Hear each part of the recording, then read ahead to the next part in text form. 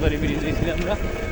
না, এখন চলে গেছি, রাজবাড়ি তো এটা, রাজবাড়ির মধ্যে। কিন্তু রাজবাড়ির ভিতরে তো। আমরা এখন রাজবাড়ির মধ্যে আছি। আমরা এখন রাজবাড়ির ভিতরেই আছি। আমরা গাদিমারা যাচ্ছি। একটু পরে আমরা ঢাকার উদ্দেশ্যে রওনা হবো। আপনারা সবাই দোয়া করবেন।